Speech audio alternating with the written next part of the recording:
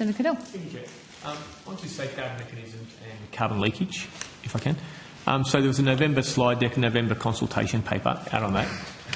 Where are we on the process of looking at the carbon leakage? Thanks very much, Senator. So, as you've referenced, we released the second consultation paper from the carbon leakage review, which was led by Professor Frank Yotso. We released that in early November and accepted submissions until the 3rd of December. So as you're aware, Senator, this has been a particularly sort of complex and technical review. The final report has not yet been provided to government, but we anticipate that will be provided to government soon. Okay. So carbon leakage is, for those watching home, essentially when, I think your paper, I'll get the actual word, carbon leakage undermines the efforts to reduce emissions in relevant sectors, and the literature suggests that domestic efforts to reduce emissions are typically partially offset by resulting increase in net global. So shut down here, go somewhere else is basically that point. So, that's correct, Senator. Okay. So how much of Australia's steel, given that's a very topical thing, how much Australia's steel industry is covered by the safeguard mechanism? Senator, I would have to take that on notice. Certainly the two, the BlueScope Port Kembla and the Whyalla Steelworks are both covered facilities. I understand also InfraBuild is covered in New South Wales. I just have to take on notice the proportion of any other covered. For those big two, and I think the InfraBuild processing plant in Newcastle? Exactly. Right, okay. How much the cement industry? Senator, the 100% of domestic cement production. So when we're seeing government to take action, we're talking about steel and Whyalla specifically recently in the last week. I think on slide 12 on the slide deck, it expects over the next 5 years steel in treated flat products exports are set to decrease by circa 10% by 2030. Is that correct?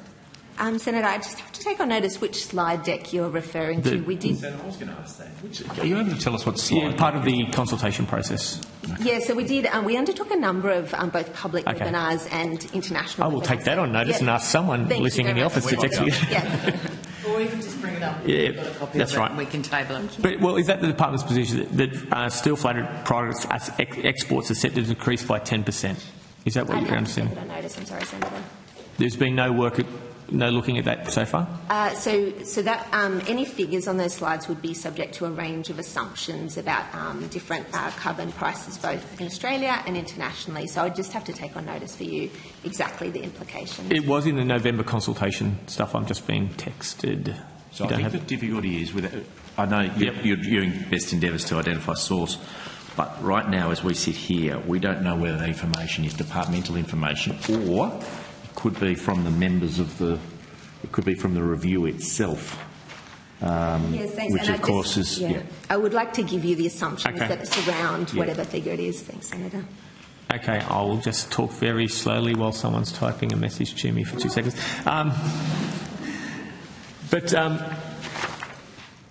So what time are we expecting to have this review consultation, this process given to government? Soon, Senator. Soon, like so many reports last at the end of this period of estimates, or that soon, or are we talking months? I'd say within a couple of weeks, Senator. Okay, so at the end of estimates. Okay. Was there any economic... Senator, obviously, we should be a little bit adult about this. There is a review being undertaken. Yep. I'm not close to the review, but there is a little bit going on in global steel markets. The government has undertaken something that I notice Mr Dutton belatedly has supported. It's something he never would have done if he was in government. The government has taken unprecedented action to make sure that Australia has future steel-making capability in Whyalla.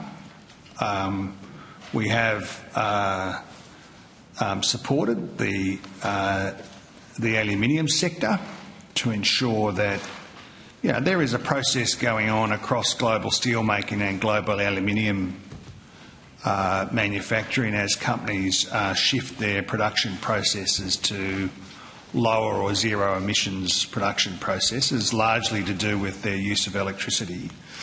The question for Australia from a strategic perspective is that activity going to happen in Australia or is it going to happen somewhere else?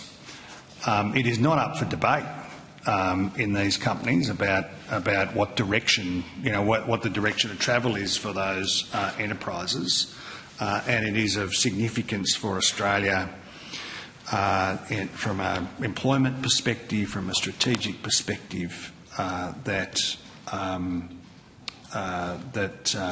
activity happens in Australia. In terms of carbon leakage, I just point out gently that there are also opportunities in this area to secure low or zero emissions production of products here in Australia because of our unique comparative advantages, all of which is opposed by your side of politics in a sort of boneheaded, anti-Australian, anti-industry, hyper-ideological sort of way. And the implication that the core assumption that sits underneath the Coalition's $600 billion publicly funded electricity plan is to force electricity-intensive manufacturing offshore. That is the core to the position, and it's also core to, as we discovered, if we're talking about slide deck, Senator, Mr Taylor's slide deck that became publicly available a few weeks ago, we was urging, before he came into Parliament, urging the aluminium industry to go offshore because he said they weren't competitive, didn't have confidence in Australian manufacturing. So, we're going to, there will be this review, will take its course.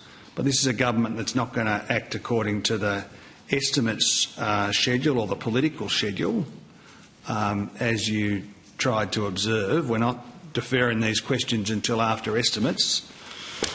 We're dealing with these questions in the national interest in a set of areas that are of real strategic importance, and we're not going to play silly politics with it. Thank you, Chair. I will take the point that, we said respectful. We're using boneheaded by the minister here. We heard these things.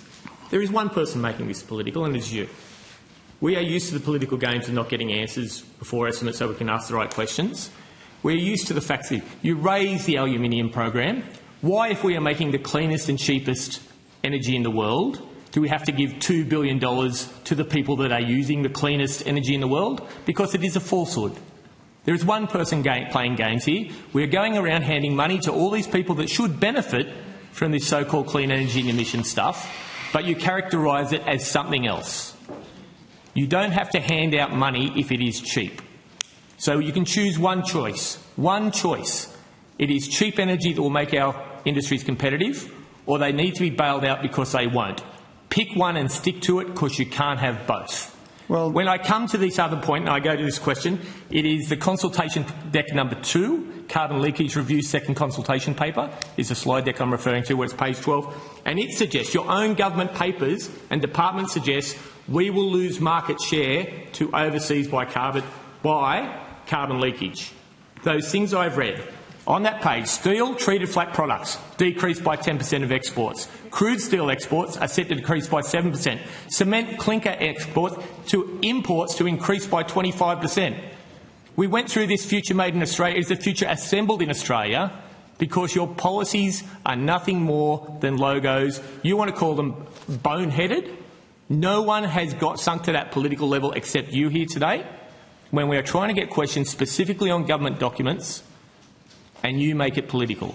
I will not go any further than that, but on those documents, so on that paper, I go, Ms Johnson, where did those assumptions come from on that document that makes those assumptions?